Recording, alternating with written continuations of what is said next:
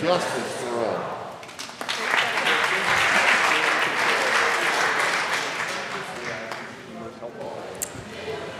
All right. The House will come to order. Representative Coleman already, he jumped the gun a little and said the prayer, and we're good with that. But we're going to now then go into, well, he just did the pledge. I know, we're now going to go into roll call. So, Mr. Gregorio, please call the roll. Representatives Arndt, Baisley, Benavidez,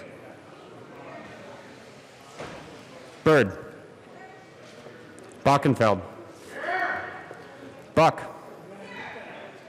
Buckner,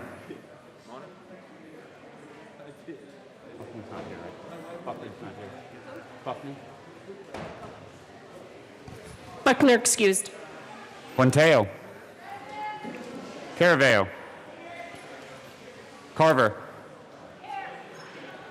Catlin, Champion, Coleman, Representative Coleman, Cutter, Duran, Escar, Exum, Froelich, Garnett,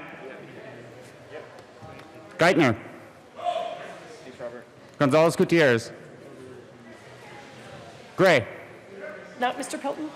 Herod, This is Pelton. Holtorf, Hooten, Humphrey, Jackson, You're all good. Representative Jackson, It's all good. You just gavel in because that's when it starts the, that's when it-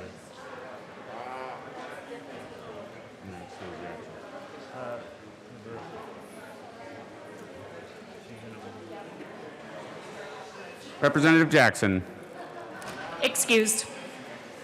Hawkes Lewis, Kennedy, Kipp, Kraft Tharp, Landgraf, Larson, Liston, Montine, McCluskey, McKean, McLaughlin, Melton, Excused. Michael Sinjane, Mullica, Neville, Pelton, Ransom, Rich, Roberts, Sane, Sandridge, Singer, Representative Singer, He should be here, but excused for the moment. Sirota, Snyder, Soper, Sullivan, Tipper, Titone, Valdez A, Valdez D, Van Winkle, Weissman, Will, Williams, Wilson, When you're ready, brother. Woodrow, Katie Marks. Young, and Madam Speaker. Thank you. With 61 present and 4 excused, we have a quorum. Members, before we read the journal and before we do announcements and introductions, I just want to take a moment to welcome everyone back in pretty unprecedented situation. And we are all going to figure out how the next few weeks work with a lot of new sort of regulations in place. But what I hope more than anything is that Coloradans can see us all working together, all working towards constructive solutions to help them and this state get back to work safely and get back to normalcy. And I love seeing all of you. I feel honored to be a part of this body. I think this is a really special group of people, and I know it's been a trying couple months. Maybe we will, by kind of getting back to the work we normally do, each have a little bit of normalcy in our lives, but without actually physically hugging each other, I just want to say I appreciate and respect all of you, and I hope the next few weeks really are productive and show that Colorado and Coloradans and this legislature is really going to rise above and really focus on how we can do the best we can for the most people in this great state. So welcome back, everyone. Thanks, Representative Coleman, for a fantastic kickoff to our new session with your beautiful prayer. And with that, I just want to say thank you. We're going to have Representative Kennedy read the journal, and then we're going to introduce some bills and go straight into second readings. Representative Kennedy. Thank you, Madam Speaker. And to be clear, I have no intention of reading the journal, but I will make the motion. I move that the journal of Saturday, March 14th and Monday, March 30th, 2020 be approved as corrected by the Chief Clerk. You all have heard the motion. All those in favor say aye. Aye. All those in favor say no. I'm heartbroken that Representative Milton isn't here right now to scream no at you, Representative Kennedy. It's a tradition I'm going to miss. You've heard the motion. The motion passes. We have a whole bunch of bills to introduce for the long bill, but right now we're just going to introduce one that is going to be heard in committee later today. Mr. Gregorio, please read signing of bills, resolutions, and memorials. Signing of bills, resolutions, and memorials. Signing of bills, resolutions, and memorials will be printed in the journal. Introduction of bills. House Bill 20-1366 by Representatives Escar and McCluskey, also Senators Zenzinger and Rankin, concerning a higher education funding allocation model. House Bill 1366 is assigned to the Committee on Education.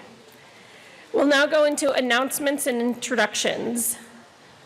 Any announcements or introductions? I have two. Representative Byrd will replace Representative Buckner on Education Committee today only. Majority Leader Garnett. Are there any other announcements or introductions? Okay. Then I believe we're going into general orders Representative Tipper.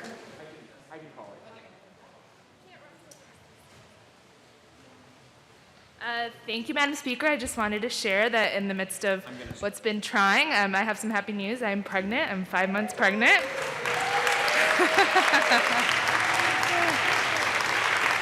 Sit down. So it's a little girl due in the fall. Congratulations. All right, now Majority Leader Garnett. Thank you, Madam Speaker, and congratulations, Representative Tipper. Before we get started, I would just like to say a couple things. One, thanks. Can we give a special shout out to Robin and to Kathy and to our staff and to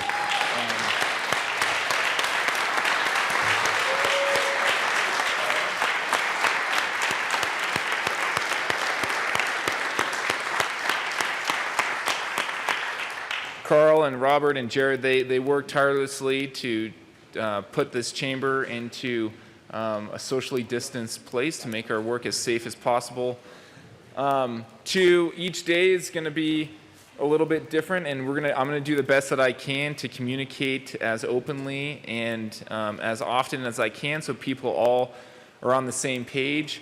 So for today, we're going to move forward on a special orders calendar of House bills, some House bills that were on the second reading calendar. I sent that list out last week, and then there's a couple committees meeting this afternoon. So that's pretty much what's on deck for today. And if you have any questions, don't hesitate to come talk to me. The door is always open. So with that, Madam Speaker, I move that the following bills be made special orders on Tuesday, May 26th at 9:19 a.m.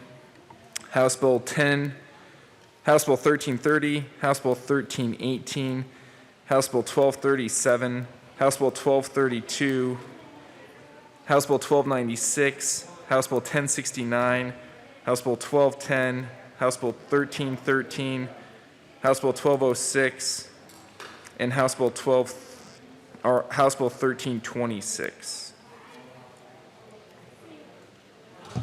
Seeing no objection, those bills will be made special orders at 9:20 a.m. Yep. Assistant Majority Leader Kennedy. Thank you, Madam Speaker. I move the House now resolve itself into the Committee of the Whole for the consideration of special orders. You have heard the motion. Seeing no objection, Assistant Majority Leader Kennedy will take the chair.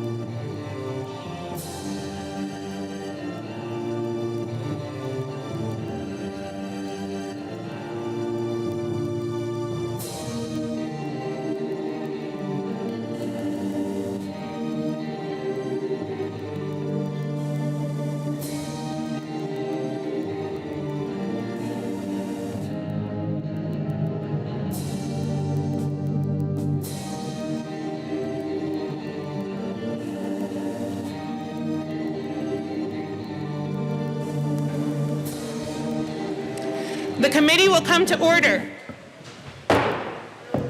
With your unanimous consent, the bills will be read by title unless there is a request for reading a bill at length. Committee reports are printed and in your bill folders. Floor amendments will be shown on the screen and on your iPads. Bills will be laid over upon motion of the majority leader. The coat rule is, I think, permanently relaxed. Mr. Majority Leader. Thank you, Madam Chair. I move to lay over House Bill 1330 till the end of the special orders calendar. You have heard the motion. House Bill 1330 will be moved over till the end of the special orders calendar. Mr. Gregorio, please read the title of House Bill 1318. House Bill 1318 by Representatives Byrd and Will, also Senator Winter, concerning the electronic recording of plats of land. Representative Byrd. Thank you, Madam Chair. I move the committee report for the Transportation and Local Government Committee. You need to move the bill, please. Oh, I move House Bill 1318. And the committee report. to the committee report. Thank you, Madam Chair. So during the Transportation and Local Government hearing, we had a small technical amendment that allowed heavy bonded paper to be used, added the words binding, some other technical languages, striking the word and, substituting or, just some cleanup language. So I would ask that we pass the committee report. Okay. I understand you might have an amendment to the committee report. Can we wait for just 1 second? Yes?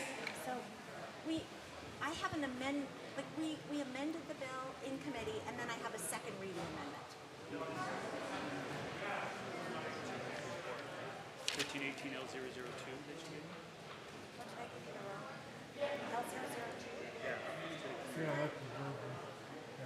Yeah, that's to the appropriations. Oh, so we amend the committee report, it's not a second reading? Right. It's in the committee report. Okay, oh, good, all right, thank you. You got it? Representative Byrd. Okay, great. Representative Byrd. Thank you, Madam Chair, we have that cleared up. I would like to move Amendment L002 to the committee report. Amendment L002 has been moved and is properly displayed to the amendment. Representative Byrd. Thank you, Madam Chair. So this amendment strikes the word heavy and substitutes is heavy. This is a technical change for grammatical purposes. I'm sorry, Representative Byrd, is that a comment on my COVID-19 gain? Just kidding. Okay, is there any further discussion on Amendment L002? Seeing none, the question before us is the adoption of Amendment L002. All those in favor say aye. Aye. Opposed, no. Not the bill? The ayes have it. The amendment is adopted. To the committee report. So now what do we do? Any further discussion on the committee report? Seeing none, the question before us is the adoption of the committee report. All those in favor say aye. Aye. Opposed, no. The ayes have it. The committee report is adopted. To the bill, Representative Will. Thank you, Madam Chair. So this bill is under current law, land recordings can be submitted either in person, through the mail, or via electronic submission. This bill simply extends these options to plat maps by allowing them to be recorded electronically. The bill creates minimum standards for the electronic submission to an e-recording service. This really does benefit rural Colorado and our clerks. Makes the clerks' jobs much easier, and it's kind of it's an easy bill, and the clerks, county clerks, are really supportive of this bill. Representative Byrd, please. Yes, thank you, Madam Chair. And members, one other thing I would add is originally this bill was contemplated to create additional efficiencies and cost savings for our clerks and county recorders throughout the state. I'll point out though now in the time of a global pandemic, this bill has additional importance, enabling more electronic transmission of documents rather than requiring an in-person physical delivery of the documents affected by this bill. So we're enhancing public safety and protecting commerce and trade and land sales and transfer transactions during all times, whether we are on a stay-at-home order or out and about doing business as usual. So I urge a yes vote and hope you will support the bill. Thank you, Representative Byrd. Representative Will. Thank you, Madam Chair. The other thing is that there's no appropriation needed, obviously, so that's a good thing. There could be some If counties don't have that capability, there might be some cost to counties to do that if they don't currently have that capability, but that should be minimal. Okay, is there any further discussion? Seeing none, the question before us is the passage of House Bill 1318. All those in favor say aye. Aye. Opposed, no. The ayes have it. 1318 is passed. Good job. Mr. Gregorio, please read the title of House Bill 1237. House Bill 1237 by Representatives Young and Sane, also Senator Moreno and Sonnenberg, concerning the assignment of certain children and youth to managed care service areas under the Medical Assistance Act. Representative Young. Madam Chair, I move House Bill 1237 and the Public Health Care and Human Services Committee report. To the committee report.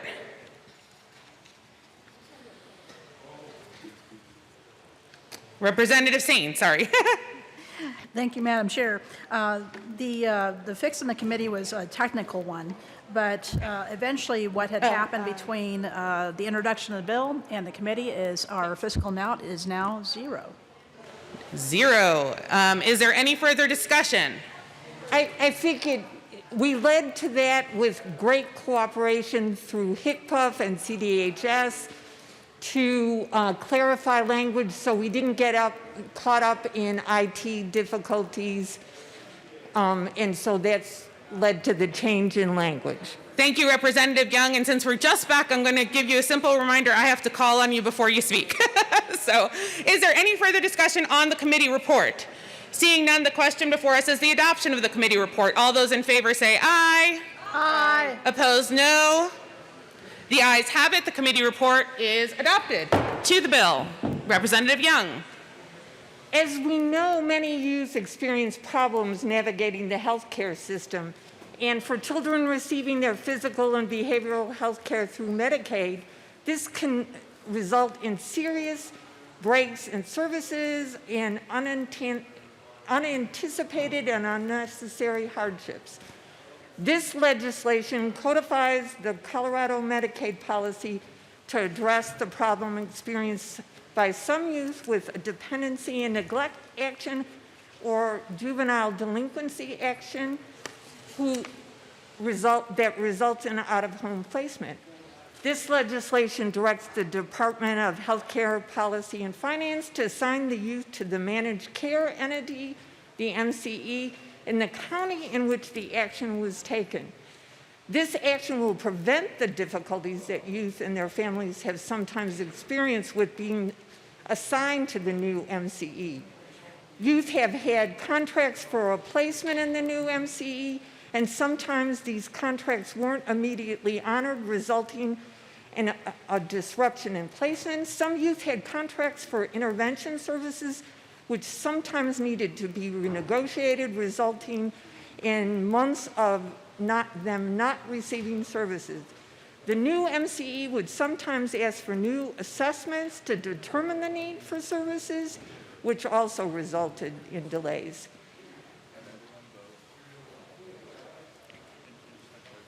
Also, reassignment to the new MCE would result in a new case manager which could impede the youth's successful return to their home, since the new case manager wouldn't necessarily be aware of the step-down services available in the previous MCE. The legal guardians or the original county can still request the youth be assigned to the new MCE. The county may request that if there are circumstances indicating the plan is not to have the youth return to their original county, such as a youth in a foster adopt situation. Representative Sane. Thank you, Madam Chair. Members, children that are in out-of-home placement or have had a juvenile delinquency action, they're already experiencing a breakdown in relationships. This bill will stop a breakdown in funding and a breakdown in services. So it is, if you can imagine, you're already in an unfamiliar situation, and then you're asked to change therapists. You're asked to change your medical doctor with whom you already have a relationship. This will help stop that, and this will help keep our youth on the path to rehabilitation. And this bill will also help with making sure the money more appropriately follows the child throughout the services that are needed. So thank you so much, and I hope you'll vote yes. All right, is there any further discussion? Seeing none, the question before us is the passage of House Bill 1237. All those in favor say aye. Aye. Opposed, no. The ayes have it. 1237 is passed.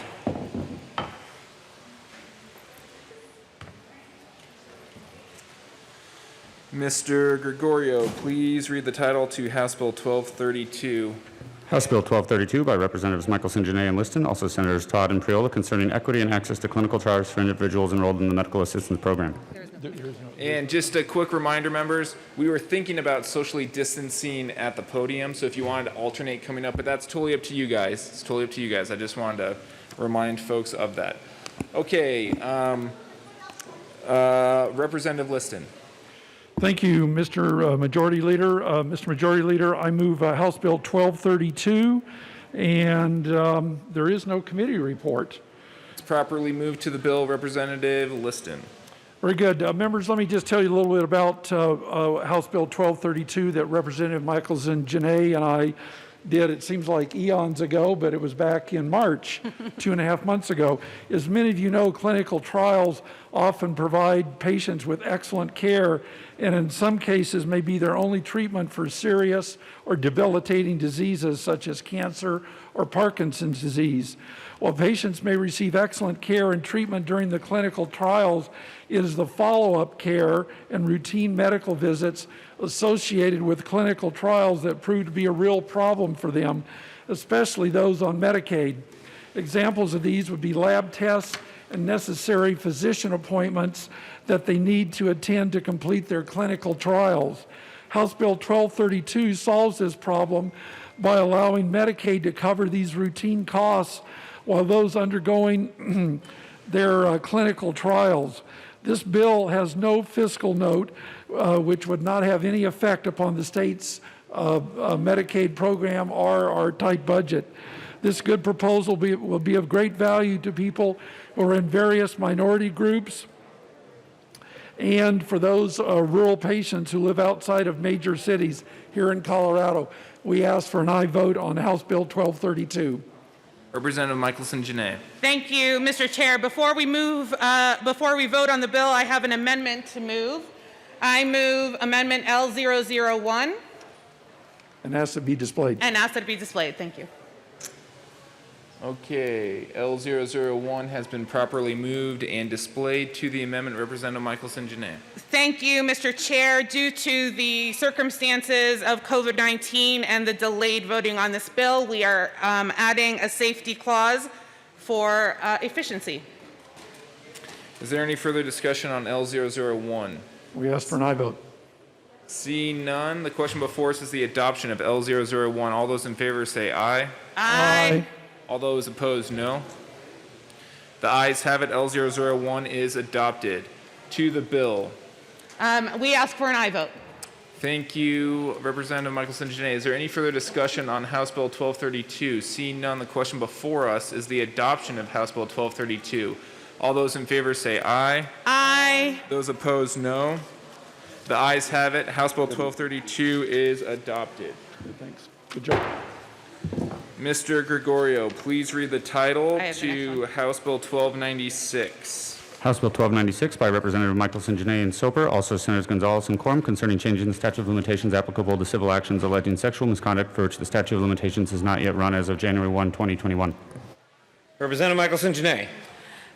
Thank you, Mr. Chair. I move House Bill 1296 and the committee report. To the committee report. I don't have a committee report. There's no committee report. There is To the no bill. committee report. What am I talking about? Representative Soper? Representative Soper. Thank you, Mr. Chair. I move Amendment L002 and ask that it be properly displayed. Here, give the packet to Robin. Perfect.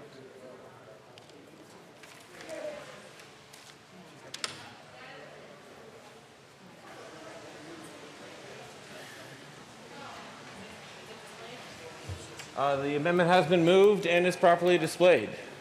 To the amendment, Representative Soper. Well, thank you, Mr. Chair. This amendment is a really easy amendment because, as you can see, it just strikes out a bunch of language. But it concerns the medical negligence. Under current law, a claim for negligence in the practice of medicine that is based on a sexual assault is exempt from the current 6-year statute of limitations, and instead is replaced with a 2-year statute of limitations. By striking this language out, it harmonizes it with the current exemption. Any further discussion on Amendment L002? Seeing none, the question before us is the adoption of Amendment L002 to House Bill 1296. All those in favor, please say aye. Aye. Those opposed, no. L002 is adopted. To the bill, Representative Soper. Mr. Chair, I move Amendment L003 and ask that it be properly displayed. Amendment L003 has been moved. And is properly displayed. To the amendment, Representative Soper. Merci, Mr. Chair. Under Amendment L003, it concerns the definition of sexual misconduct, and it limits the application to, and there's a list, but predominantly what we're concerned with here is kidnapping. Because what we didn't want was a very broad, all-encompassing scope for sexual misconduct. We actually wanted it limited to kidnapping that is for the purposes of sexual arousal, gratification, or abuse of a person. And that's what this amendment does, is it limits that. Any further discussion on L003? Seeing none, the question before us is the adoption of Amendment L003 to House Bill 1296. All those in favor, please say aye. Aye. Those opposed, no. L003 is adopted. Representative Soper. Thank you, Mr. Chair. I move Amendment L005 and ask that it be displayed. Amendment L005 has been moved and is properly displayed. To the amendment, Representative Soper. Thank you, Mr. Chair. Amendment L005 clarifies that a statute applies to derived claims based on sexual misconduct. A derived claim is a claim brought by a person other than the victim that is based on the perpetrator's conduct. For example, the parent of a child victim may incur damages that the parent wishes to file a civil action against the perpetrator of the misconduct. The amendment adds the phrase, including any derivative claim, so that on sexual misconduct, any derivative claim may be commenced. And that's what this amendment does, is it adds just that one tiny phrase, as you can see. Any further discussion on L005? Seeing none, the question before us is the adoption of Amendment L005 to House Bill 1296. All those in favor, please say aye. Aye. Those opposed, no. The amendment is adopted. Representative Michelson-Janae. Thank you, Mr. Chair, and thank you to my colleague for carrying the heavy load with the amendments. There has been a significant amount of work, many years, put into this bill, and while I don't think it checks every single one of the boxes, we are moving forward significantly for the protection of individuals who have been abused and sexually abused, and I ask for an aye vote. For this, Representative Soper. Well, thank you, Mr. Chair. Members, this is actually a very historic moment. This is actually a landmark bill that you're about to vote on, because what it does is it eliminates the statute of limitations for rape and sexual assault, and we'll join just a few other states that have done this. One thing that we heard in committee was the horror stories that it takes years for especially a child victim to be ever able to talk to authorities or to be able even to talk to an attorney to raise a civil action. And this bill respects that. It says you can wait as long as you want. Go talk to your attorney. If you have enough evidence, you can bring a claim for civil damages. But this bill is one that was certainly near and dear to my heart. I'm not going to go into a long story there, but I would rather have a plaintiff's attorney tell the plaintiff, I'm sorry, we don't have enough evidence, than to tell that victim that the statute of limitations is run. And that's what this bill does, is it respects that it's a good bill. Vote yes. Any further discussion on House Bill 1296? Seeing none, the question before us is the adoption of House Bill 1296. All those in favor say aye. Aye. Those opposed, no. House Bill 1296 is adopted. Thank you.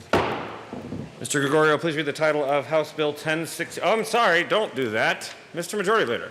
Thank you, Mr. Chair. I move to lay over House Bill 1069 till the end of the calendar today. You have heard the motion. House Bill 1069 will be moved to the end of the calendar today. And Mr. Gregorio, please read the title of House Bill 1210. House Bill 1210 by Representatives Caraveo and Duran, also Senator Fields, concerning the continuation of the State Board of Chiropractic Examiners and in connection therewith implementing the recommendations contained in the 2019 Census Report by the Department of Regulatory Agencies. Representative Caraveo. Thank you, Madam Chair. I move House Bill 1210. The bill has been moved. Representative Duran. And members, we do have a number of members up in the well, and Representative Duran is in the upstairs well. So if you'll please draw your attention to Representative Duran. Good morning. Thank you. House Bill 1210 implements the recommendations of the Department of Regulatory Agencies Sunset Review and report on the functions of the State Board of Chiropractor Examiners. Vote yes. Thank you. Is there any further discussion? Seeing none, the question before us is the passage of House Bill 1210. All those in favor say aye. Aye. Opposed, no. The ayes have it. 1210 is passed. Mr. Gregorio, please read the title of House Bill 1313. House Bill 1313 by Representative Sullivan, also Senator Todd, concerning the administration of ballots mailed to electors toward the end of the voting period. He is on his way, and we are going to take a brief recess while he walks down the steps. We will be in a brief recess.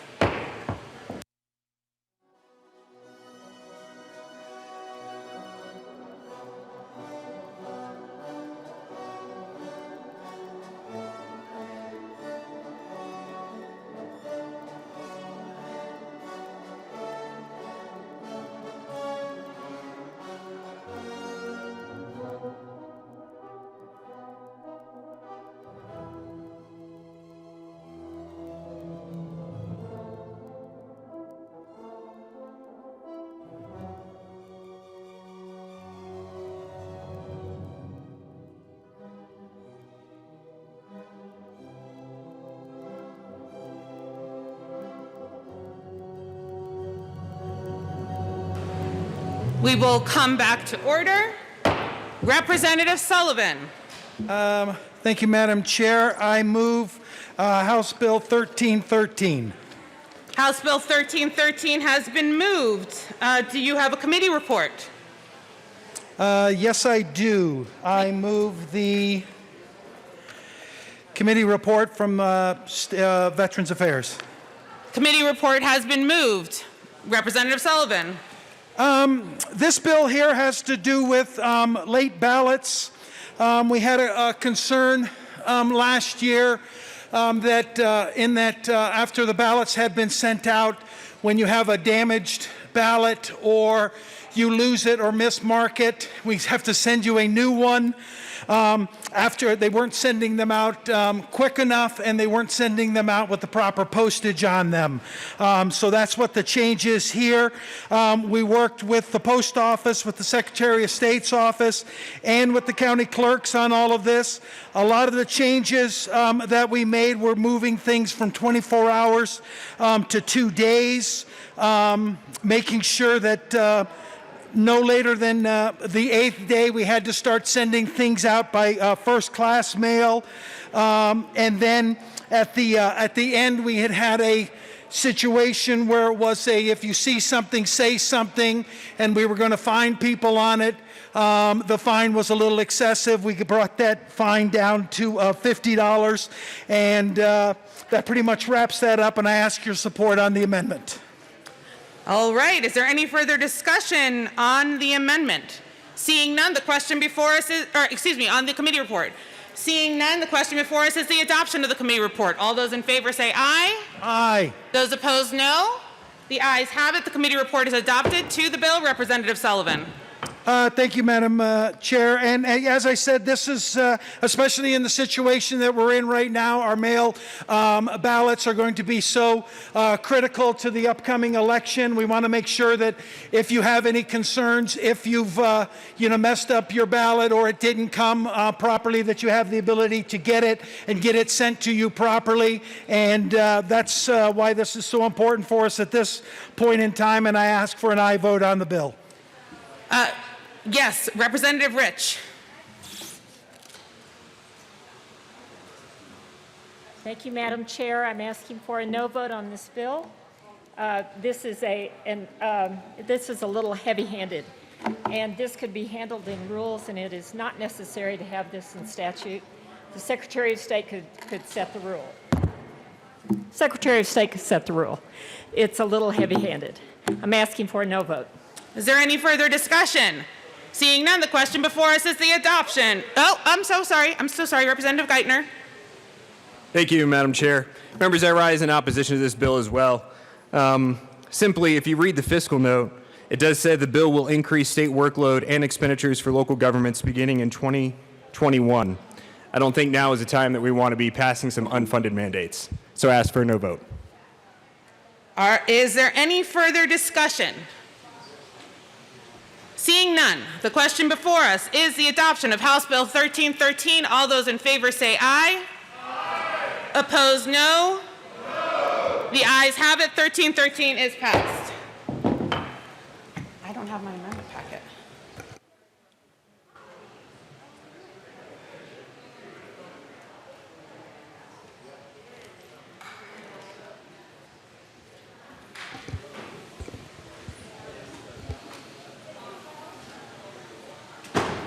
Mr. Gregorio, please read the title to House Bill 1206. House Bill 1206 by Representatives Michelson, Janae, and Landgraf. Also Senator Winter and Tate concerning the continuation of the regulation of mental health professionals and in connection therewith implementing recommendations contained in the 2019 Sunset Report by the Department of Regulatory Agencies.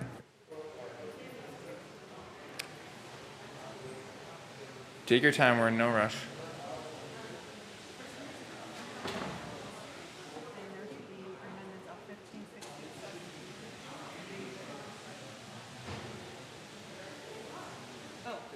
Representative Landgraf. Okay, do you have them too, the amendments? Okay, I'm going to let you take charge. Oh, thank you. Okay, please. Good morning. We are pleased to present. Representative Landgraf. Thank you. I forgot how quickly we forget. We are pleased to present HB 1206, the continuation of the Mental Health Practice Act today. As noted in the summary of the DORA MHPA Sunset Report, during therapy, a unique relationship exists in which a vulnerable person may confide personal issues of feelings to a mental health professional. Mental health professionals are then in a unique position to have tremendous influence over their clients. As such, there exists a clear potential for harm to consumers. This is why the Practice Act's continuation is just so critical. This bill is already on its fourth hearing and received robust consideration before the House Public Health Committee. The bill before you today and the various provisions of the bill have been changed through the 6 committee hearings. HB 1206 has gone through a lot of work, and we are proud of the final product. Some highlights in the bill are continuing the Mental Health Practice Act through 2029, clarifying licensed and certified mental health professionals may administer opiate antagonists, delegating authority to DORA staff to process routine applications for licensure, cleanup of record-keeping requirements, requiring an individual working towards their license to become a candidate, allowing supervision of an applicant for a social worker license to be done virtually, requiring applicants for psychology licensure to complete a name-based criminal history record upon initial application, and keeping a robust continuing professional development program for psychologists. Representative Landgraf, just 1 second. Members, just a second. Because of the coverings that we have on the microphones, the volume is lower. We've had a couple members who are trying to listen to debate who have flagged for us that they can't hear. And so as much as this is actually a very quiet day for second reading, we'd really very much ask folks to take side conversations off the floor because some of our members have said they're trying to hear and they haven't had the ability to. And Representative Landgraf, if we could speak as directly into the microphone as is humanly possible, just so folks can hear. Thank you so much. Thank you. Ensuring consumers receive high-quality care by individuals who have the appropriate education and training to provide behavioral health services. There are a few additional amendments that we will offer today to address concerns from DORA related to the Psychology Board, informal resolution of ethics violations, disclosure of felonies, and letters of admonition. We are also offering an amendment that is a grand compromise between all parties regulated under the Practice Act as it relates to registered psychotherapists. But those will come during second reading. Oh, Now. those will come now. So move into the committee reports. And, I move the committee report and amendment L015 and L016. All right, we need to move the bill. We need to move the bill and then move the committee report, and then we'll move your amendments. Representative Michelson-Janae. You go ahead. Thank you, Mr. Chair. I move House Bill 1206 and the committee report. And you've just heard the description, and now I will pass it back over to Representative Landgraf. Thank you. To the committee report, Representative Landgraf. Thank you, Mr. Chair. I move amendment L015 to the committee report and ask that it be displayed. It is displayed. All right, members, it is displayed. This is a multi-page amendment that should be on your desks from yesterday, too. L015. Representative Landgraf. Thank you, Mr. Chair. This is a cleanup to the committee amendments and candidate status for social workers. I move the amendment, and what it does is the following. It undoes language that inadvertently removed a consumer appointment to the Psychology Board. It removes language that created an informal resolution process for ethics violations. DORA objected to this amendment that we added in committee, so this is in response to their concerns. Creates a true candidate status for social workers that mirrors the statuses that exist for the other licensed professionals in the Practice Act so that they can begin accruing their supervision hours immediately after graduating and registering. Currently, they must first take a nationally accredited exam to do so. This has been a major issue during the pandemic as the Association of Social Work Boards has stopped offering the test in Colorado for the time being. We ask for a yes vote. Any further discussion on L015? Question before us is the adoption of Amendment L015 to House Bill 1206. Nope, to the committee report. I'm sorry, to the committee report. That's a great point. The question before us is the amendment L015 to the Public Health Care and Human Services Committee report. Any further discussion on that amendment? Seeing none, the question before us is the adoption of L015 to the committee report. All those in favor, please say aye.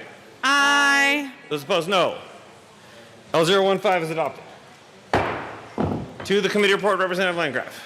Thank you, Mr. Chair. I move amendment L016 and ask that it be displayed. Amendment L016 has been moved. Thank you. And is properly displayed to Amendment L016. Representative Landgraf. Thank you, Mr. Chair. This amendment creates a true candidate status for addiction counselors that mirrors the statuses that exist for the other licensed professionals in the Practice Act so that they can begin accruing their supervision hours immediately after graduating and registering. I ask for a yes vote. Any further discussion on L016? Seeing none, the question before us is the adoption of Amendment L016 to the Public Health Care and Human Services Committee report. All those in favor, please say aye. Aye. Those opposed, no. Amendment L016 is adopted. You want me to do them all? Representative Landgraf. Thank you, Mr. Chair. I move amendment L017 and ask that it be displayed. Amendment L017 has been moved I'm happy to. and is properly displayed to L017. Representative Landgraf. Thank you, Mr. Chair. Amendment L017 cleans up language we added in the House Public Health Committee related to disclosure of felonies and letters of admonition. The goal is to ensure that disclosure of felonies does not work as an unintended barrier to those who may seek licensure, and that administrative complaints don't prohibit an individual from being able to advance in their career. We ask for a yes vote. Any further discussion on L017? Seeing none, the question before us is the adoption of Amendment L017 to the Public Health Care and Human Services Committee report. All those in favor, please say aye. Aye. Aye. Enthusiastic? Indeed. All opposed, no. The Amendment L017 is adopted. Okay, here we go. Representative Landgraf. Thank you, Mr. Chair. I move Amendment L019, the one everybody's been waiting for.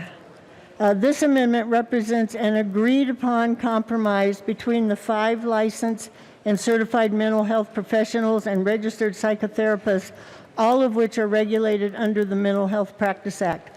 When we started this process, we became concerned to learn that to become a registered psychotherapist in Colorado, there is no education, training, or supervision requirements, and no nationally established evidence-based standards, accrediting body, or code of ethics. To become a registered psychotherapist, you only need to sign up with DORA, pay a fee, and pass an open book jurisprudence exam required by DORA. This exam tests only an individual's knowledge of the statute, not their competencies as a practitioner. Didn't you do this? Didn't you sign up? Go We ahead. are the only state in the nation that allows someone with no education or training to practice as a mental health professional. There is no such thing as a registered psychotherapist in any other state. Our original proposal was to cease new registrants as registered psychotherapists, grandfather in those who are currently registered for a period of 5 years, after which the category would be eliminated. I don't think we need all this. The amendment was adopted by the House Public Health Care and Human Services Committee, and we thought this was fair. However, in the spirit of compromise, we've agreed to an alternate proposal in an effort to address concerns from the registered psychotherapists that our proposal could result in the loss of their private practice. So this amendment changes the name of registered psychotherapists to unlicensed psychotherapists. This is what they were prior to 2010. It allows anyone currently registered as a psychotherapist to be grandfathered into the category now called unlicensed psychotherapists until they retire and or don't renew their registration. And it ceases new registrants into the unlicensed psychotherapy category. I ask for a yes vote. All right, the question before us is Amendment L019, which I will note is a multi-page amendment that was added, that was placed on your desks yesterday. Any further discussion on L019? Representative Holtorf. Representative Holtorf was probably going to speak, so maybe, yes, step out of his way. Representative Holtorf. Thank you, Mr. Vice Chair. I have a question for the 2 representatives sitting in front of me on this amendment. This was highly debated in the Public Health and Human Services Committee. There's been a constant attack and friction between the psychotherapists and the psychologists. And we need all the mental health professionals of any class, grade, and quality in our communities, in our cities, in our state, particularly in light of what has happened right now. So what I want to make sure of, as we offer this amendment, that this will not infringe on those people to continue to practice and in the future continue to have those credentials, because I know some psychotherapists have a credentialing body, but it's not nationally recognized or perhaps recognized, and that was highly debated. So if you ladies could help me understand that, I'd be more than happy to support this and ask this House to support this if we make sure those psychotherapists can continue to practice and help those mental patients that desperately need help at any level. Representative Michelson-Janae. Thank you, Mr. Chair. Representative, thank you so much for your question. And yes, they are still practicing. We are not taking them away. but it is a misnomer to say that they add to the number of mental health professionals. They are not allowed to take Medicaid. They cannot work in our prisons, so they can't help us in the areas where we are desperately needed, so they don't add to the workforce. However, Coloradans do enjoy alternative practitioners, which these are alternative practitioners, so we have made a pathway for alternative practitioners if you don't desire licensed professionals. Further discussion on L019? Seeing none, the question before us is the adoption of Amendment L019 to the Public Health Care and Human Services Committee report. All those in favor say aye. Aye. Those opposed, no. L019 is adopted. Now the bill. All right. Representative Michelson-Janae. Thank you. Now we're moving to the bill. We still have to pass the committee report. I ask for an aye on the committee report, which Representative Landgraf excellently explained. Any further discussion on the Public Health Care and Human Services Committee report? Seeing none, the question before us is the adoption of the committee report. All those in favor say aye. Aye. Those opposed, no. The committee report is adopted.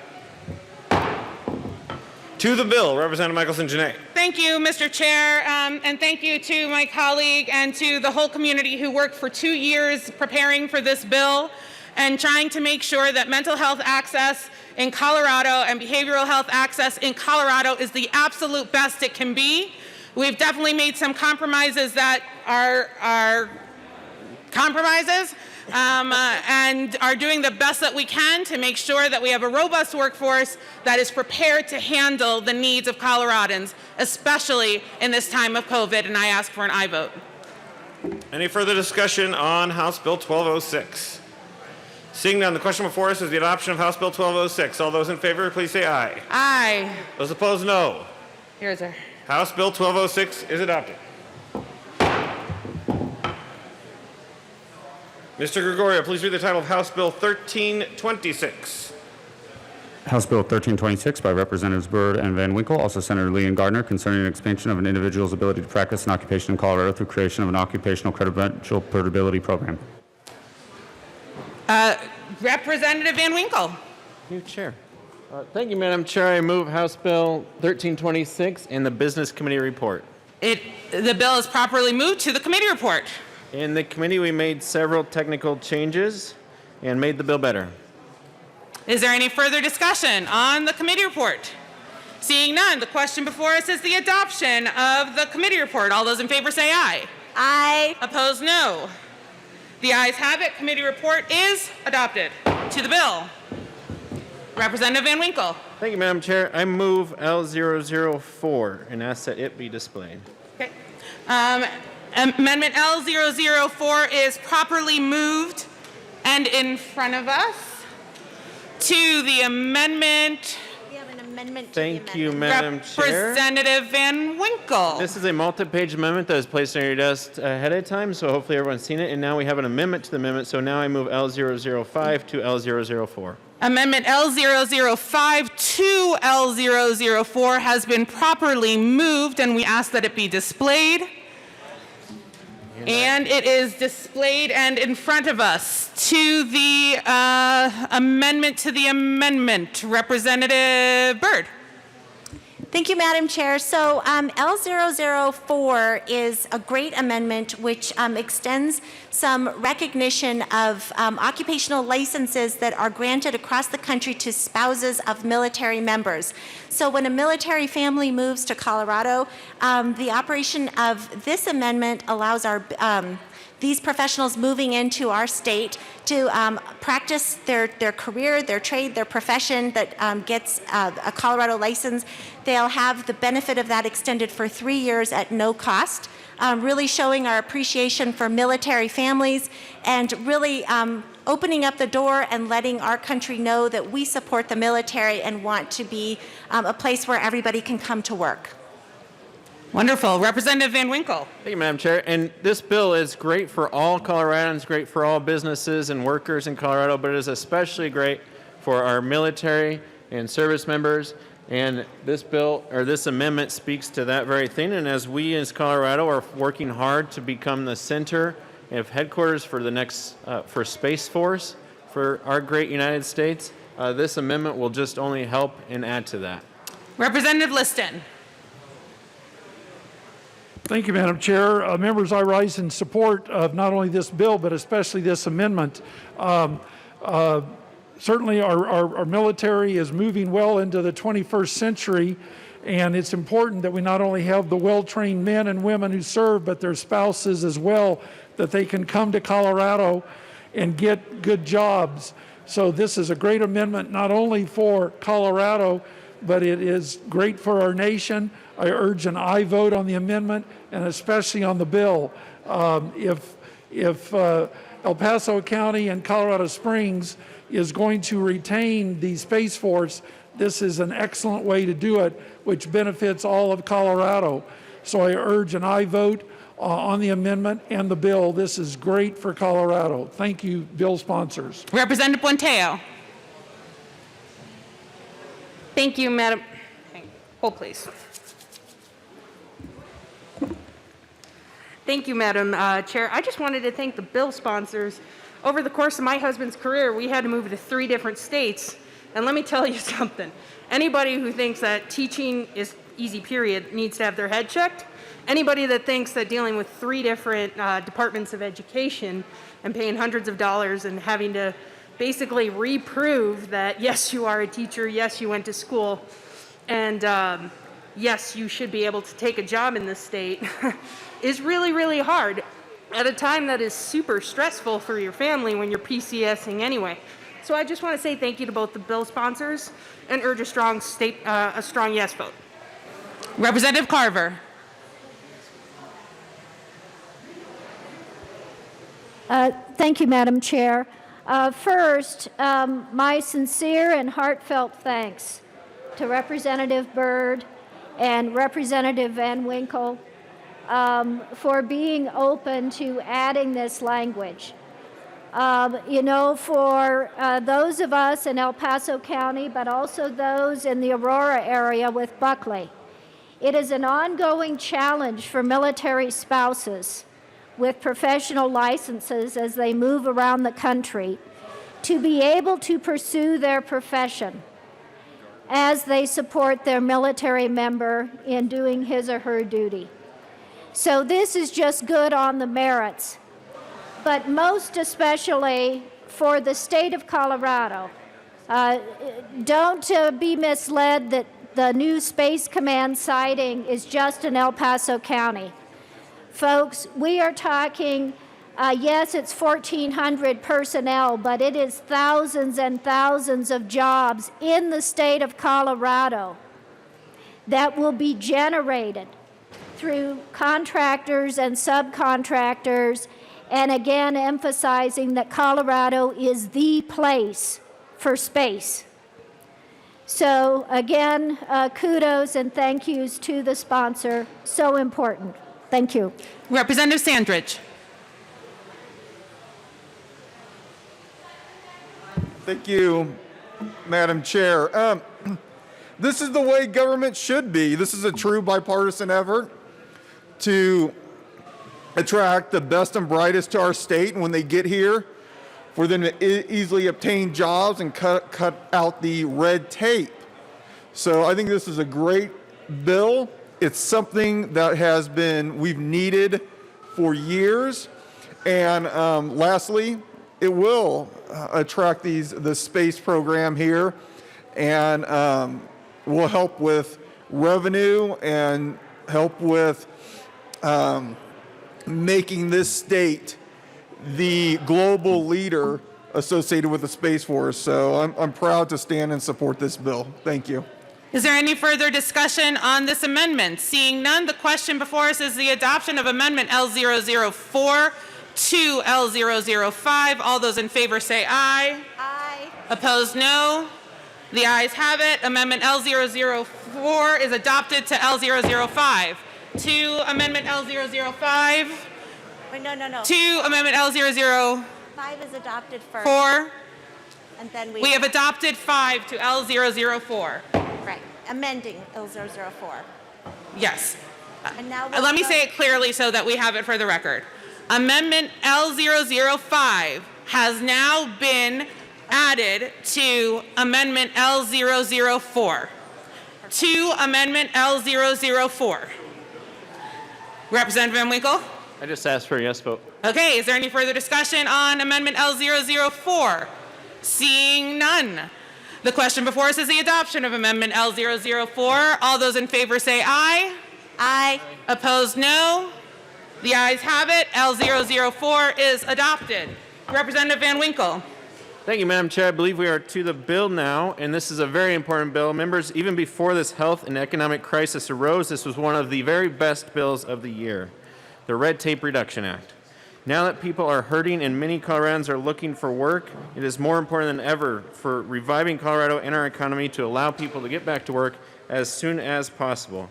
And thanks to our Governor Polis, who enacted part of this for the healthcare sector during this trying time. And because of that, we have seen hundreds and even 1,000 or more doctors, nurses, pharmacists, and more healthcare workers come to Colorado and be able to get up and running even faster to help our citizens. And so with that, I just ask for a yes vote. This bill reduces barriers and eliminates industry-specific hurdles and gives broad authority to regulators to provide licensure faster and get rid of a lot of red tape and a lot of burdensome regulations.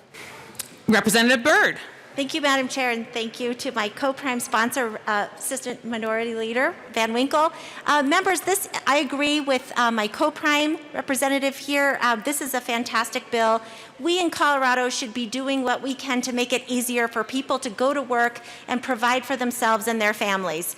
So this bill definitely does that. We will be empowering more of our people to put food on the table, pay their bills, and really enjoy economic success and their share of the American dream. I couldn't be more proud to support this and so proud to extend additional opportunity for spouses of military families. So with that, thank you for your attention, and I too urge a yes vote. Is there any further discussion? Seeing none, the question before us is the passage of House Bill 1326. All those in favor say aye. Aye. Opposed, no. The ayes have it. 1326 is passed. Mr. Gregorio, please read the title of House Bill 1330. House Bill 1330 by Representatives Lontine and McKean, also Senators Gardner and Lee, concerning modifications to the Colorado Governmental Immunity Act to clarify the statutes of immunity from liability that applies to the University of Colorado Hospital Authority. Representative Lontine.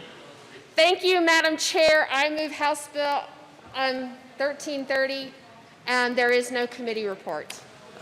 Representative McKean. Thank you very much, Madam Chair. Folks, this is an answer to a lifelong question. Where does governmental immunity start and where does it stop? This is basically an agreement between the trial lawyers and the CU health systems to say, you know what? It is where CU does its work as a research institute and as a medical school. It is not in every single other clinic that they operate. It's an important distinction to make. It's something that we both signed on to say, this makes sense. And it was one of those rare times when people came together to work on something that you think are diametrically opposed in every single way. And in this, they came together and said, this makes sense to us. Let's define this. Let's make sure that everybody knows going forward where we do our work as a research institution and as a medical school. That's where we preserve the governmental immunity. Outside of that, those clinics are not. We ask for an aye vote. Is there any further discussion? Seeing none, the question before us is the passage of House Bill 1330. All those in favor say aye. Aye. Opposed, no. The ayes have it. 1330 is passed. Mr. Majority Leader. Thank you, Madam Chair. I move the committee rise and report. You've heard the motion. The committee will rise and report.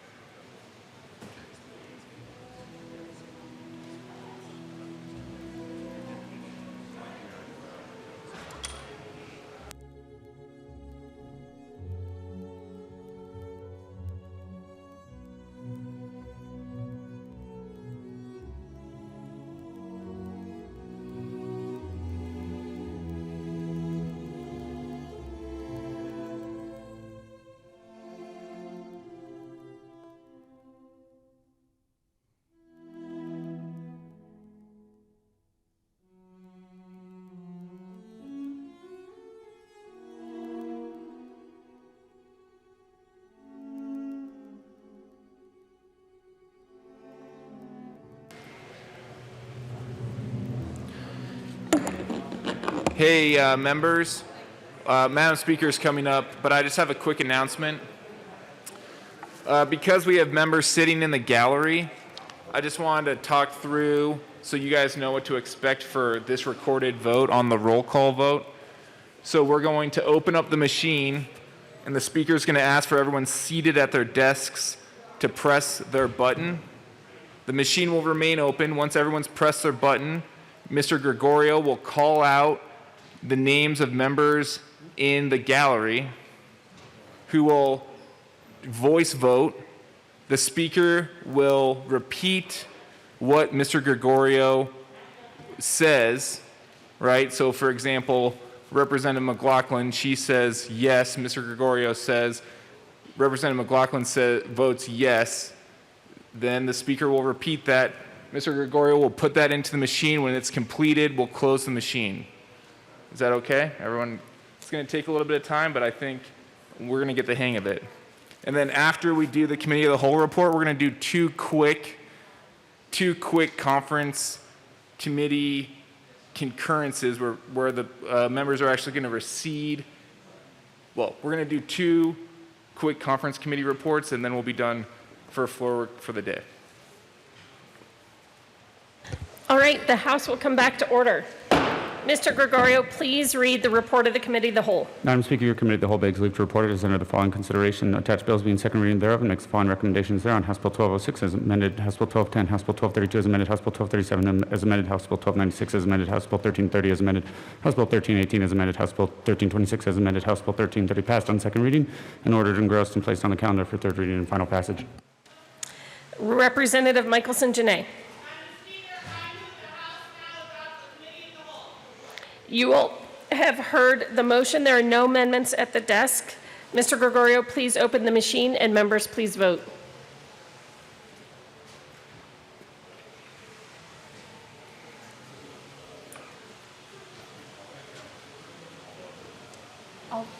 When they all vote, then I'll do it in just a second, right? Okay.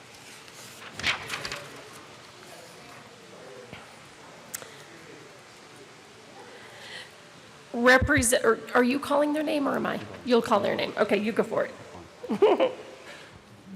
Representative Duran. Representative Duran votes yes. Representative Duran votes yes. Representative Froelich. Representative Froelich votes yes. Representative Gray. Representative Gray votes sure, why not? I'll take that as a yes. Representative Hooton. Representative Hooton votes yes. Representative Landgraf. Representative Landgraf voted yes, I believe. Okay. Representative McKean. Representative McKean voted yes. Representative McLaughlin. Representative McLaughlin votes yes. Representative Sullivan. Representative Sullivan votes yes. Representative Titone. Representative Titone votes yes. All right. Please close the machine. With 62 aye votes, no votes, and 3 excused, the report of the Committee of the Whole is adopted. Majority Leader Garnett. Thank you, Madam Speaker. I move to proceed out of order for request for conference committees. Seeing no objection, the House will proceed out of order for request for conference committees. Majority Leader Garnett. Thank you, Madam Speaker. I move to proceed to immediate consideration of House Bill 1155. Seeing no objection, we'll proceed to immediate consideration of House Bill 1155. Alex. Who are the sponsors? What? Oh, I see. Representatives Valdez and Weissman. Mr. Gregorio, please read the title of House Bill 1155. House Bill 1155 by Representatives Valdez and Weissman, also Senator Hansen and Priola, concerning requirements that builders of new residences offer buyers options to accommodate higher efficiency devices. Representative Weissman. Thank you, Madam Speaker, and members. Welcome back. So the day before we adjourned, Rep. Valdez and I requested a conference committee, and the House granted a conference committee to work out some pretty small differences between our version of 1155 and the Senate. We're totally fine with some of the things the Senate did. We wanted to try to smooth out a couple of the differences. Given where we are now and given the relatively modest nature of the Senate changes, we're just going to save everybody some time and basically concur. To do that, I need to make 3 different motions in a row here. So I'm just going to ask for everybody's support in doing that. And with that, Madam Speaker, I move that the House recede from its position of formerly having requested a conference committee. Where are the turkey sounds or the gobbles? I guess those are called. The motion before the House is to recede from the position on House Representative Voisman. I'm sorry, Madam Speaker. I am informed by our chief clerk that the proper phrasing is that we need to discharge the conference committee. And recede from its position? Okay. So the motion before the House is to recede from the House position on House Bill 1155 and discharge the conference committee. Is there any further discussion? Seeing none, Mr. Gregorio, please open the machine and members proceed to vote.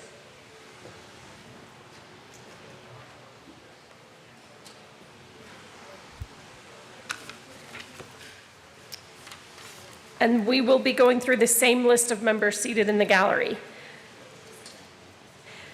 You okay if I start? Representative Duran, how do you vote? Representative Duran votes yes. Representative Froelich, how do you vote? Representative Froelich votes yes. Representative Gray, how do you vote? No. Representative Gray votes no. Representative Hooton, how do you vote? Yes. Representative Hooton votes yes. Representative Landgraf, how do you vote? They're really mad. Can she hear me or? Where's that script? Let me read it. All right, we'll skip Representative McKean, how do you vote? No. Representative McKean votes no. Representative McLaughlin? I'm going to read it. Representative McLaughlin votes yes. Representative Sullivan, how do you vote? Yes. Representative Sullivan votes yes. Representative Tatone, how do you vote? Yeah. How do you vote? I'll do the move to concur. You actually say it. That's next, right? Yeah. Representative Tatone votes yes. Representative Landgraf, how do you vote? Representative Landgraf votes no.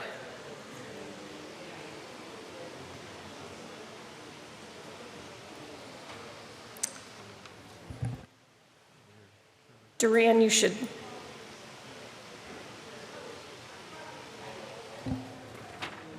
Oh, there's a glitch in the matrix. Okay, please close the machine. With 40 aye votes, 22 no votes, and 3 excused, the motion to recede from House Bill 1155 and discharge the conference committee is passed. Representative Voisman. Thank you. So members, what we just did is kind of walk back to where we were. I think it was the 13th of March. And now the question is, what are we going to do about the Senate differences? And Rep. Valdez is going to make the next motion. Representative Valdez. Thank you, Madam Speaker. I move that the House concur with Senate amendments.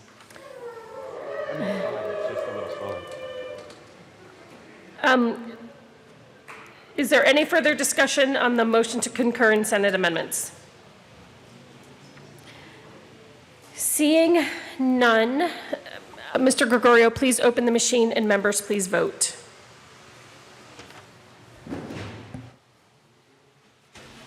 So Jerry, I'm just gonna, because you can just focus on the machine and I'll just, is that okay?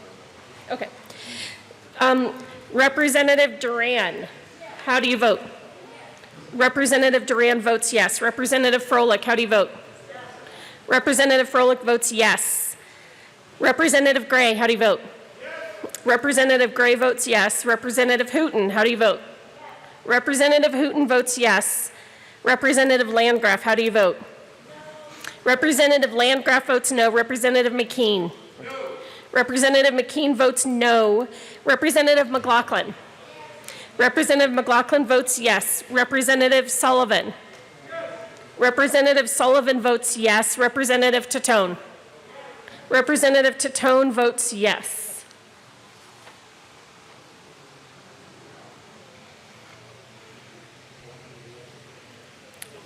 Sullivan was a yes. Representative Young?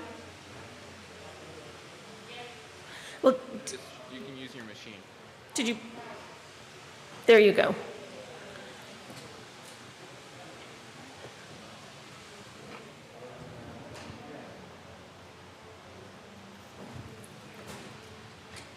Blackcomb is a yes.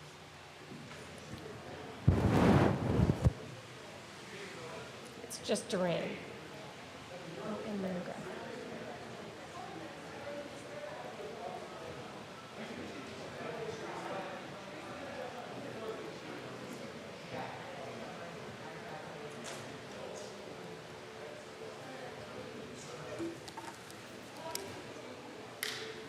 Okay, please close the machine. With 38 aye votes, 24 no votes, and 3 excused, the motion to concur with Senate amendments to House Bill 1155 is passed. Majority Leader Garnett. Thank you, Madam Speaker. I move for the repassage of House Bill 1155 as amended. The motion before us is to repass House Bill 1155 as amended. Is there any further discussion? Seeing none, Mr. Gregorio, please open the machine, and members, please vote.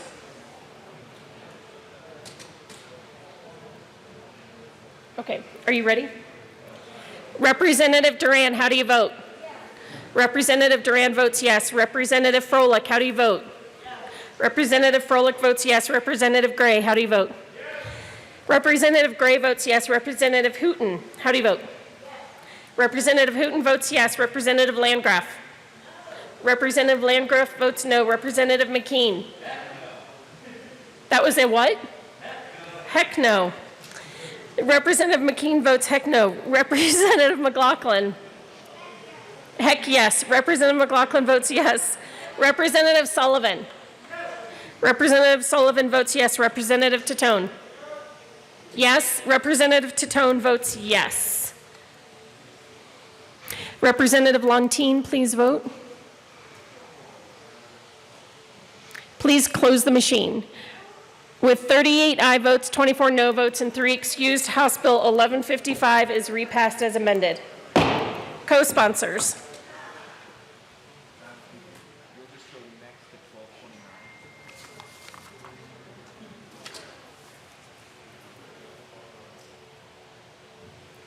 How about this? Are there any members of the gallery who want to co-sponsor? Is that Representative Froelich? Yes. Representative Froelich wants to co-sponsor. Representative Duran wants to co-sponsor. Anyone? Representative Hooton wants to co-sponsor. Any other members in the gallery that want to co-sponsor?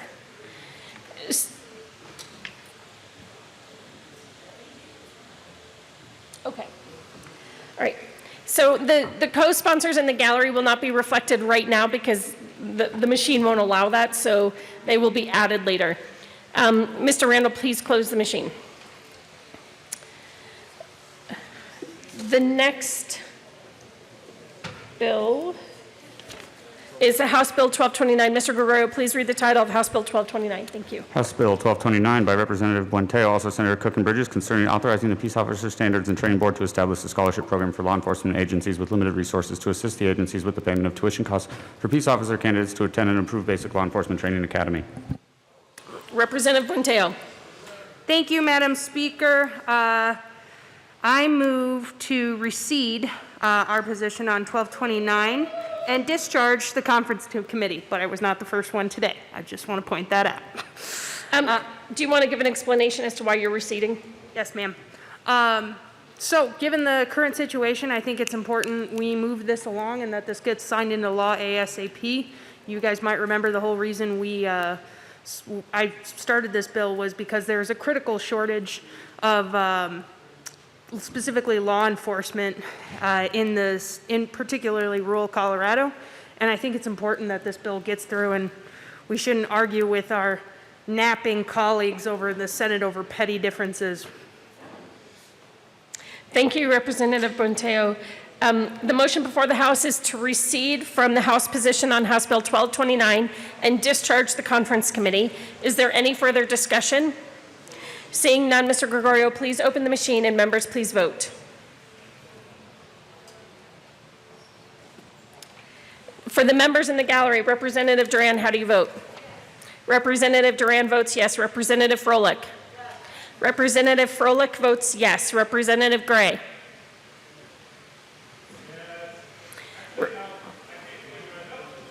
Representative Gray votes no. Representative Hooton? Representative Hooton votes yes. Representative Landgraf? Representative Landgraf votes no. Representative McKean? Representative McKean votes no. Representative McLaughlin? Representative McLaughlin votes yes. Representative Sullivan? Representative Sullivan votes yes. Representative Titone? Representative Titone votes yes. Please close the machine. With 41 aye votes, 21 no votes, and 3 excused, the motion to discharge the conference committee and recede from the House position on House Bill 1229 is passed. Representative Buenteo. Thank you, Madam Speaker. I move that the House concur in the Senate amendments. The motion before us is to concur in Senate amendments to House Bill 1229. Is there any further discussion? Seeing none, Mr. Gregorio, please open the machine and members please vote.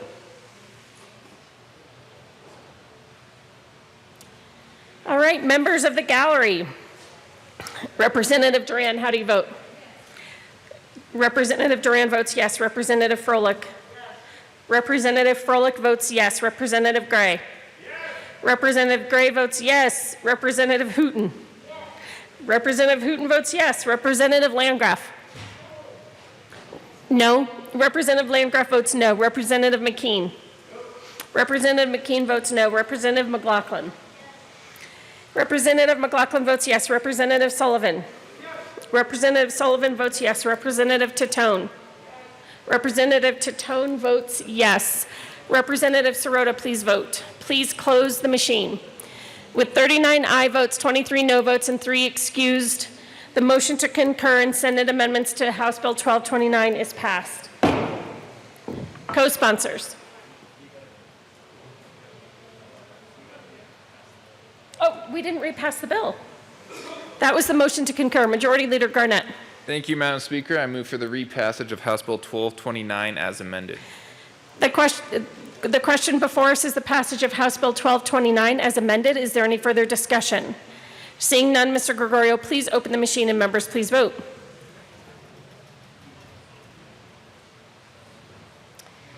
Members of the gallery. Representative Duran, how do you vote? Yes. Representative Froelich, how do you vote? Yes. Representative Froelich votes yes. Representative Gray, how do you vote? Yes. Representative Gray votes yes. Representative Hooton? Representative Hooton votes yes. Representative Landgraf? Representative Landgraf votes no. Representative McKean? Representative McKean votes yes. Representative McLaughlin? Representative McLaughlin votes yes. Representative Sullivan? Representative Sullivan votes yes. Representative Titone? Representative Titone votes yes. Representative Herod, Bockenfeld, and Sane, please vote.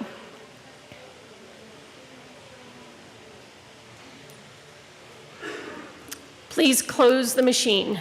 With 42 aye votes, 20 no votes, and 3 excused, House Bill 1229 is repassed as amended. Now, co-sponsors.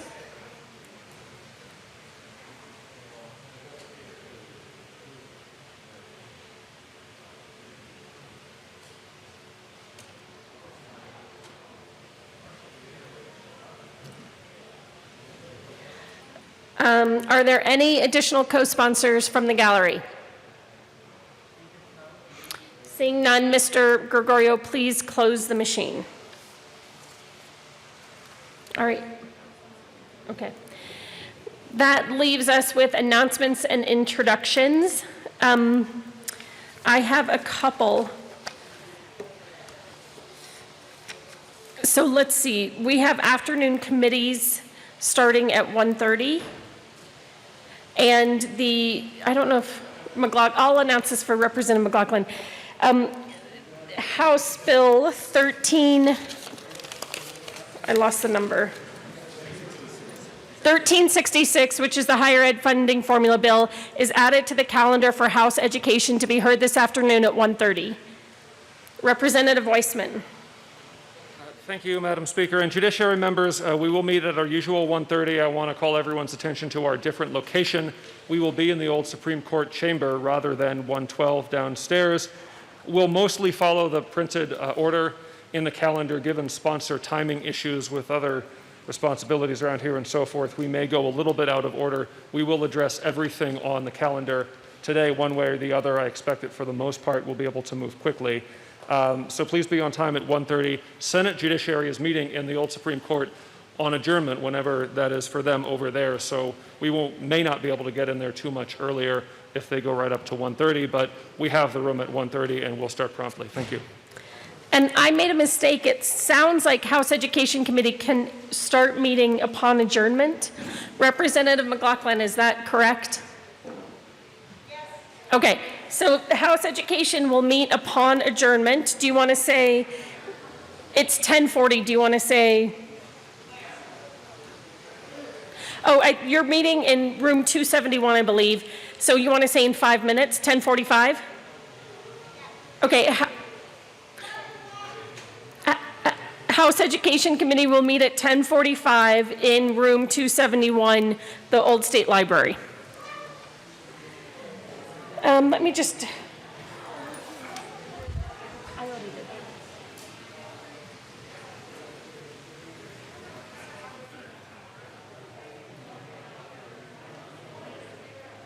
Kelly, I have not, TLG's meeting today? No, tomorrow. Oh, okay, so I don't need to worry about that part. Okay. Then that was it?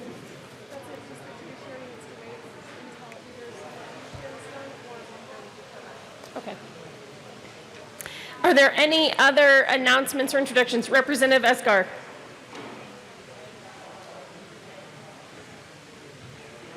Thank you, Madam Speaker. Members, I know it's everything that you've been looking forward to reading. Your Joint Budget Committee long bill narrative. You should have it. If you don't have it, let us know. We'll get you a copy. Make sure you take a look through it. We'll be caucusing later this week. If you have any questions, talk to your JBC members. But there's a lot of useful information in here. You'll notice it's quite a bit thicker than normal. We had to do quite a bit more work than normal. So take a look at it, look through it, and get ready to ask your questions. Thanks. What are you pointing to? Way up here in the top. Okay, Representative McKean. Thank you very much, Madam Speaker. Folks, we were saying our thanks to people for figuring all this out. And I think one of the things that we really need to stop is to understand who actually put all this together and who's helping us today. Our sergeants have done more in the last couple of weeks than we usually ask them to do in months. Thank you, sergeants.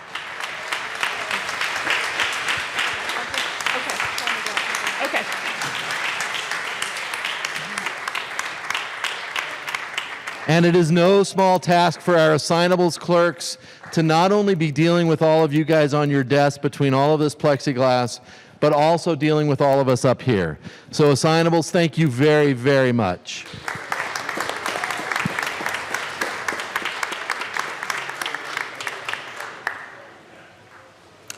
Majority Leader Garnett. Thank you, Madam Speaker and members. There are a lot of bills that are on the second reading calendar that we're not going to consider. I'm not going to move them all today, but I'm going to start going through them and laying them over until after. I haven't picked the exact date, but far away, so we actually will never bring them up. If you want to talk to me about doing it in a special way or saying a few words or whatever, if you're not okay with me just doing it in like a lump group, please let me know. I want to do it as respectfully as I can to all of you, but just know I'll probably be doing that in the afternoons when we're closing the desk. Okay, and I have, just to confuse you all even more about House Ed, it looks like House Education was calendared at 1:30. That was published. We really should not move it forward because there's just not enough notice. So House Education will stay meeting at 1:30. So it is not going to meet upon adjournment. It will meet at 1:30. Okay, Representative McCluskey. Thank you, Madam Speaker. It is so nice, members, to see your smiling eyes. Appropriations Committee, we are meeting tomorrow upon adjournment. I wanted to give you a heads up. In your long bill budget narrative, in section 3, you will find the list of companion bills that we will be reviewing tomorrow. You will not receive the typical canary packet for our committee meeting. Our JBC staff and fiscal analysts have been working around the clock. So we are going to be using the companion bill summaries in your long bill narrative for committee tomorrow. So be sure to study. See you all then. Thank you. Representative Roberts. Thank you, Madam Speaker. Members of the Capital Development Committee and anybody interested, we were scheduled to meet tomorrow at 7:30. That has now been moved to Thursday at 8 a.m. We're in our usual room 357, but Capital Development Thursday at 8 a.m. Representative Kennedy. Thank you, Madam Speaker. So I had these big plans after session where I was going to get married on June 13th. Hey, members, can we please be quiet in the chamber? That was very nice of you, Madam Speaker. So I had plans to get married on June 13th with lots and lots of friends and family there, and this pandemic we're in changed my plans just a little bit.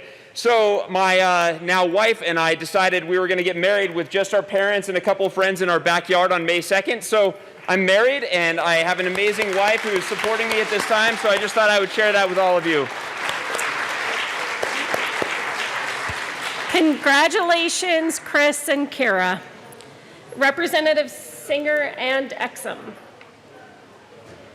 Thank you, Madam Speaker, and I have a bit of somber news to give to all of you. One of our former lawmakers from House District 17 passed away just recently, Representative Dennis Aplon. If you didn't know him, I just wanted to say a few brief words because I don't know if we'll have the time or whether it will be safe enough to be able to do a proper memorial for him on the floor today. For those of you who didn't know him, he comes from House District 17, and I knew him because of his activism in the peace movement. But not only did he do that, but he was also probably the first Filipino American to be serving in the State House. And Representative Exum mentioned something very interesting to me, actually, the other day.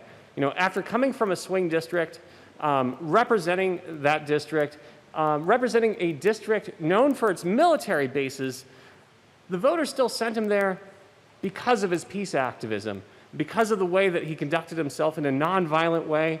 And that is an accomplishment in and of itself. But the other thing that Representative Exum mentioned to me is that if you go to the El Paso County Democratic Party website right now, it talks about this long list of accomplishments that he did that didn't include anything about his history here in this building.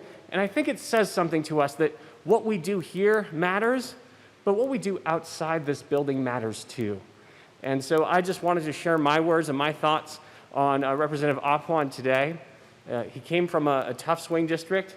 He survived his election, and he created a legacy that I hope follows all of us to make sure that we're actually doing our best to move forward in a way that doesn't always look towards just doing the easy thing, but looks towards controversy in a peaceful and nonviolent way. And with that, I'll hand it over to Representative Exum. Representative Exum. Thank you, Madam Speaker. And I just echo the comments that Representative Singer made. I followed Representative Aplon in this seat. He served from 2008 to 2010. And he contacted me right away when I announced that I was running. Was very, very helpful. A very, very quiet man, very, very humble man. But as Representative Singer had mentioned, he did a lot of work behind the scenes. So, Madam Speaker, I'd ask for a moment of silence. A moment of silence is granted.